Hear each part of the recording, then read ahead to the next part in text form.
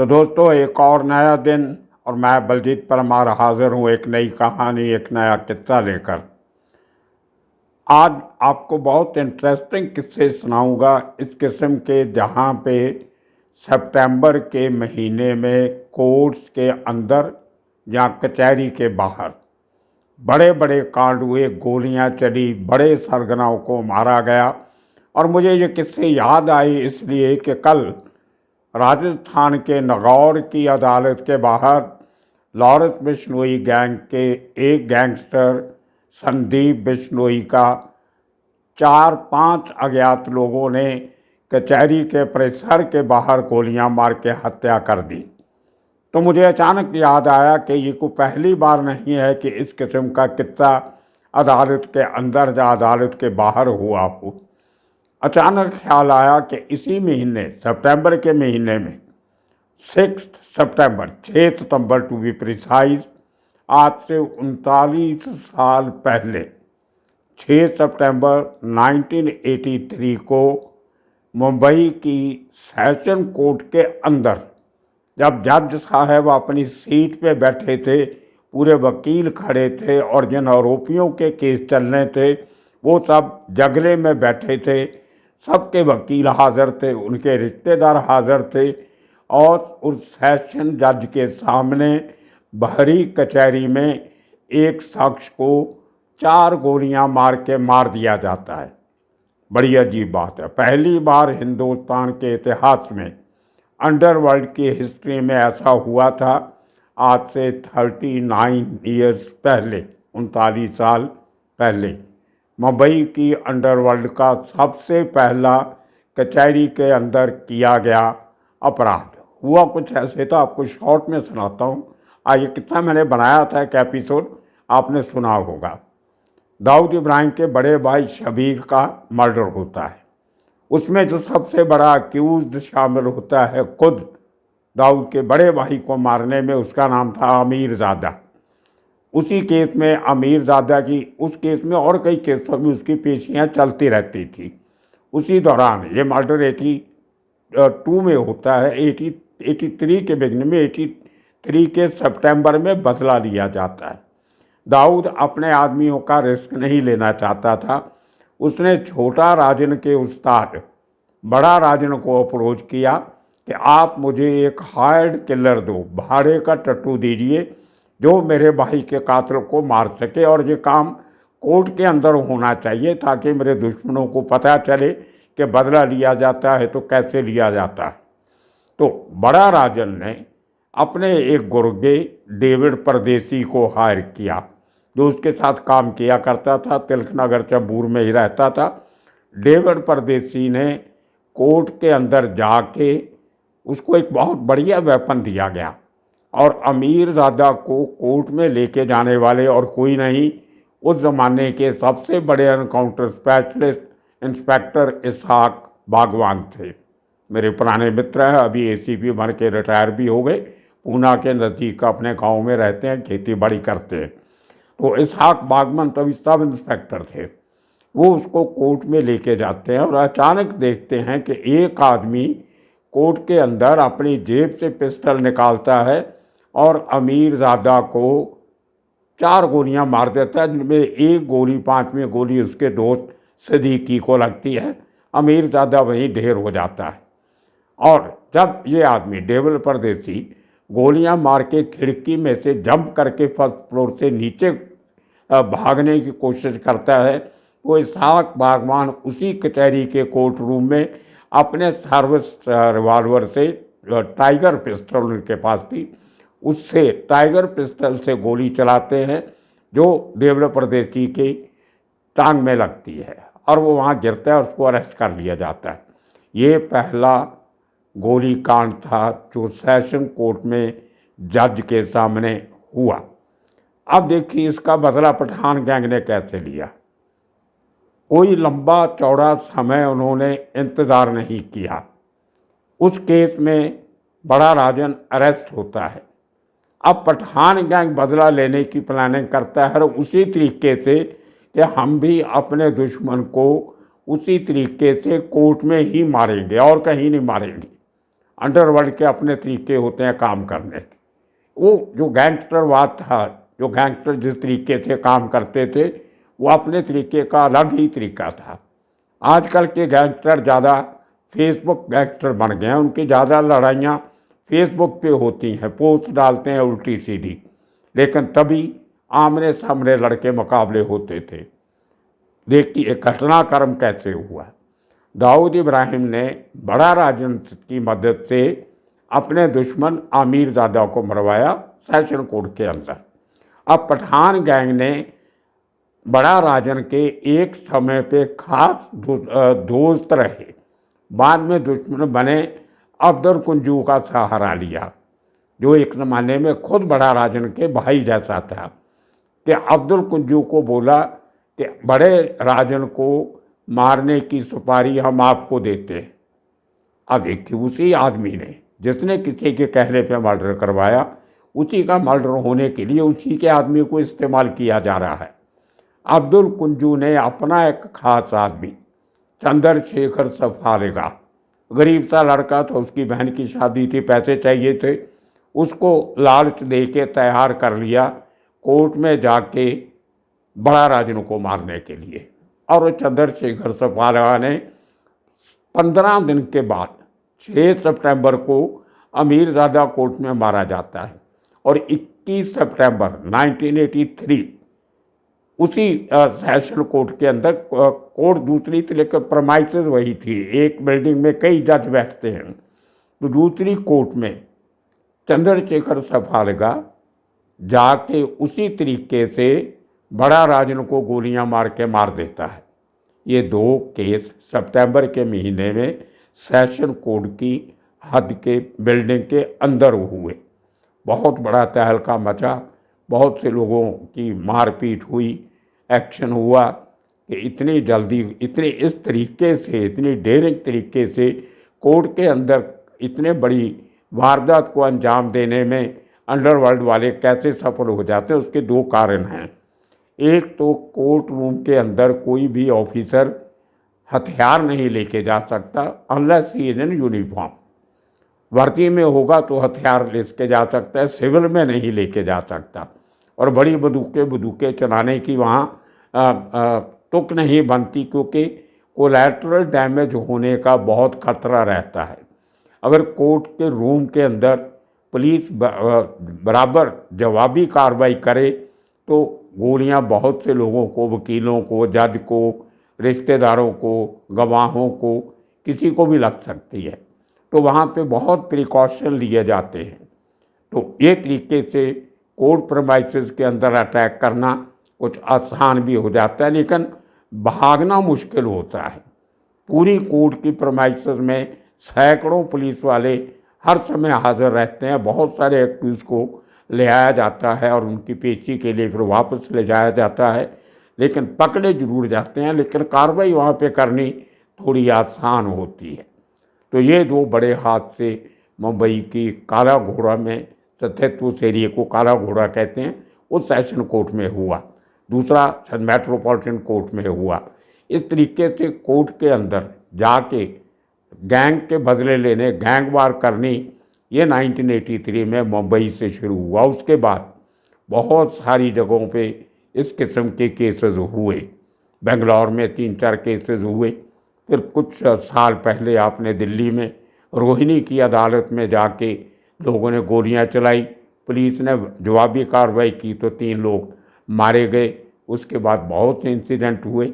उसी तरह कुछ साल बाद 2006 में उसी सेशन कोर्ट काला घोड़ा के बाहर पुलिस डिपार्टमेंट के 2 बहुत बड़े खबरी, जिन्होंने बहुत काम पुलिस के लिए किया था, अमजद खान और हिमांशु चौधरी, किसी काम के सिलसिले में सेशन कोर्ट से गए थे, और जब बाहर निकले उसी तरह जैसे कल संदीप बिश्नोई पे अटैक हुआ है, उसी तरह जैसे ही दोनों लोग अमजद खान और हिमांशु चौधरी सेशन कोर्ट से बाहर निकलते हैं, 4 आदमी 2 मोटरसाइकिल पे आते हैं और उनको गोलियां मार के दोनों को वही फुटपाथ के ऊपर मार के चले जाते हैं। फिर बहुत बड़ा हंगामा हुआ, लोग पकड़े गए। उसी तरह कल जब संदीप बिश्नोई की ये खबर आई तो मुझे कोई हैरानी नहीं हुई। जो गैंगस्टर होते हैं वो हमेशा इस ताक में रहते हैं कि अपने दुश्मन को मारना है तो सबसे सेफ जगह, और वो जगह जहाँ से भागना आसान हो, कोर्ट के अंदर पकड़े जाने का डर रहता है, बाहर रह के भागना बहुत आसान होता है। वही काम संदीप बिश्नोई के साथ हुआ। अब बिश्नोई कोई बहुत बड़ा गैंगस्टर नहीं था जैसे मुंबई के अंडरवर्ल्ड वाले होते हैं। हिसार का रहने वाला सुपारी किलर था। कोई ज़्यादा केस भी इसके ऊपर नहीं है, एक ही केस ज़्यादा बड़ा उसने किया था, वो भी हौच पौच हो गया, पूरा नहीं हुआ। उसी केस में इसको नागौर पुलिस में पकड़ के जेल में बंद किया था। हुआ कुछ ऐसे था, कब एक नागौर की एक आदमी रघुवीर, उसका मर्डर हो जाता है। उसकी बीवी अपने हस्बैंड का बदला लेने के लिए संदीप बिश्नोई को 30 लाख रुपए की सुपारी देती है कि मेरे हस्बैंड को जिस रमेश नाम के आदमी ने मारा है उसका मर्डर तुमने करना है। पुलिस कब उसको सज़ा दिलाएगी कब नहीं दिलाएगी, लेकिन मैं उसका इंसाफ अपने तरीके से चाहती हूँ। उस 30 लाख के लालच में संदीप बिश्नोई ने वो कॉन्ट्रैक्ट ले लिया, सुपारी ले ली। अब देखिए, मारना था उसने रमेश को, लेकिन मार दिया नरेंद्र नाम के शख्स को। कहाँ गलती हुई, कहाँ चूक हुई, वो पता नहीं। जिस रमेश ने रघुवीर को मारा था वो तो बच गया, लेकिन उसका साथी नरेंद्र मारा गया। अब नरेंद्र के मर्डर केस में संदीप बिश्नोई अरेस्ट होता है और नागौर की जेल में बंद कर दिया जाता है। और कोई 1.5 साल, 1.25 साल के बाद इसी महीने 12 तारीख को उसकी ज़मानत होती है। और ज़मानत के बाद पहली बार उसकी कल पेशी थी। 12 तारीख को छूटता है, 7 दिन के बाद उसका मर्डर हो जाता है। अब यह मर्डर किसने करवाया किसने नहीं करवाया ये अभी तक तफ्तीश का हिस्सा है, लेकिन देवेंद्र बबिया गैंग ने और उसके साथियों ने इस बात की जिम्मेदारी ले ली कि हमने उसको मारा है, हमने इसको मार के लॉरेंस बिश्नोई से बदला लेने की कोशिश की है। और ये पोस्ट फेसबुक पे पाई गई। बड़ी हैरानी की बात होती है, कुछ फेसबुक की पोस्ट में 3-4 पंजाबी चैनल को टैग किया हुआ है, जिनमें 3-4 बड़ी चैनल हैं और एक इंडिविजुअल शख्स अपने चैनल चलाते हैं, उनको टैग किया हुआ है। तो मतलब उनको पब्लिसिटी मिले, ऐसा काम करने की भी पब्लिसिटी चाहते हैं, मीडिया को टैग करके फेसबुक की पोस्ट भेजती हैं। और उसमें ये भी चैलेंज किया गया कि जिस तरह से हमने शरेआम कचहरी के बाहर संदीप बिश्नोई को मारा है, वही हाल हम जग्गू भगवानपुरिया, बराड़, गोल्डी बराड़ और लॉरेंस बिश्नोई का भी करेंगे। ये उसमें धमकी दी गई है उस पोस्ट में। अब गोल्डी बराड़ ने एक दूसरी पोस्ट डाली, वो भी काफ़ी सारे मीडिया हाउसेस को टैग किया हुआ है कि गैंगवार की लड़ाई फेसबुक पे नहीं लड़ी जाती, उसको किसी बबिया ग्रुप ने नहीं मारा है बिश्नोई को। बिश्नोई की हमारे ही अपने एक आदमी के साथ दुश्मनी थी, उस आदमी ने, घर के आदमी ने धोखा दिया है, उसने उसको मारा है और उसको बख्शा नहीं जाएगा। तो इस तरह किस्म की बयानबाजी अखबारों में चल रही है, लेकिन पुलिस के लिए बहुत बड़ी सिरदर्दी है। अगर इसी तरह गैंगस्टर की लड़ाई सड़कों से निकल के कचहरी तक पहुंच गई तो ये बहुत बड़ी चिंता की बात है। तो ये एक अंडरवर्ल्ड का तरीका होता है सेंसेशनल तरीके से अपने काम को अंजाम देने का। अगर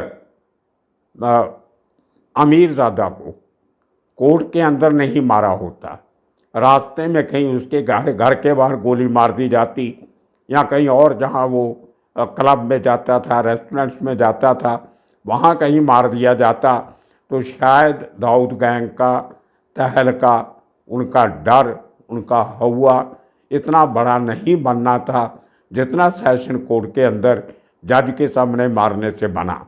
तो ये गैंग अपने गैंग के नाम को आगे बढ़ाने के लिए लोगों के अंदर एक डर का, खौफ का माहौल बनाने के लिए इस किस्म के कारनामों को अंजाम देते हैं। लेकिन मुंबई के अंडरवर्ल्ड की लड़ाई आपसी रंजिश की वजह से होती थी। आपने उसको मारा, उसने आपको मार दिया, इस तरीके से चलता था। लेकिन आज के गैंगस्टर, इनकी लड़ाई खौफ क्रिएट करने की है कि जितना लोग ज़्यादा डरेंगे उतनी ज़्यादा उनको फरौती और रंगदारी मिलेगी। ये एक बिजनेस का, ये अपने धंधे को आगे बढ़ाने के लिए इस तरीके की हरकतें आज के गैंगस्टर कर रहे हैं। हैरानी की बात यह है कि जब तक लोग जेल में बैठे हैं तब तक वो सेफ पाए जाते हैं, उनकी जान को खतरा कम होता है। लेकिन जैसे ही वो ज़मानत पे छूट के बाहर आएंगे उनके मरने का खतरा बढ़ जाता है। ये एक कारण है कि बहुत सारे बड़े गैंगस्टर जेल से बाहर आना ही नहीं चाहते। आप देखिए, लॉरेंस बिश्नोई ने आज तक मेरे हिसाब से किसी भी केस में बेल नहीं मांगी है। एक कोर्ट से दूसरी कोर्ट जाना मंजूर है लेकिन ज़मानत नहीं लेता। इसी तरह जग्गू भगवानपुरिया ने ज़मानत नहीं ली।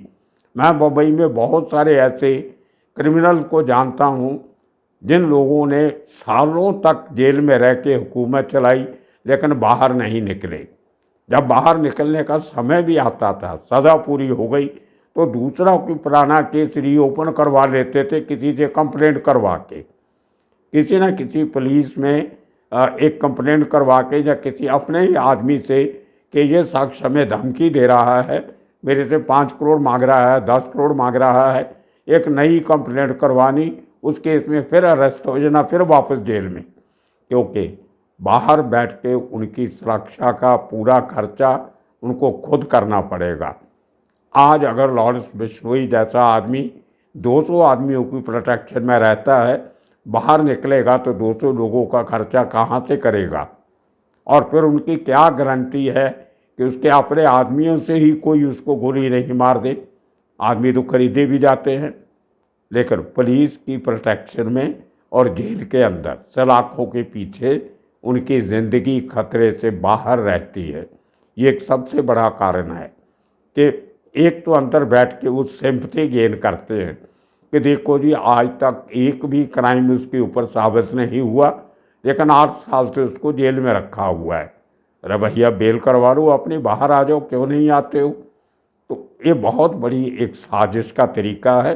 अंदर बैठ के अगर आपके काम चल रहे हैं, बहुत बढ़िया, आपको जेल के अंदर डिज़ाइनर कपड़े मिल रहे हैं, पंखे मिल रहे हैं, कूलर मिल रहे हैं, मोबाइल फ़ोन मिल जाता है, नेटफ्लिक्स देखने के लिए, सास बहू के किस्से सुनने के लिए मिल जाते हैं जेल में।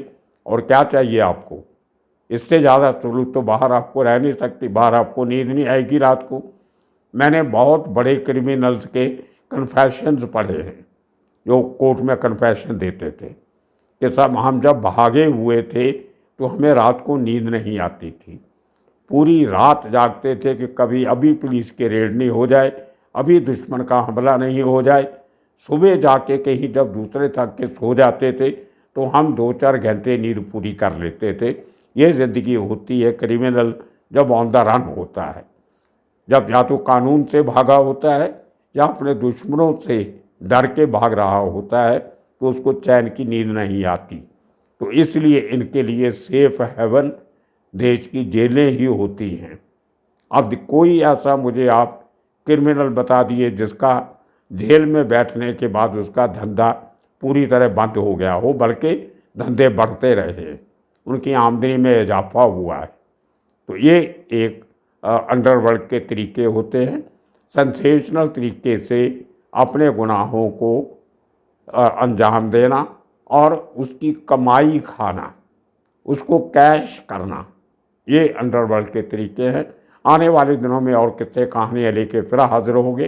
तब तक के लिए आप सबका शुक्रिया, धन्यवाद।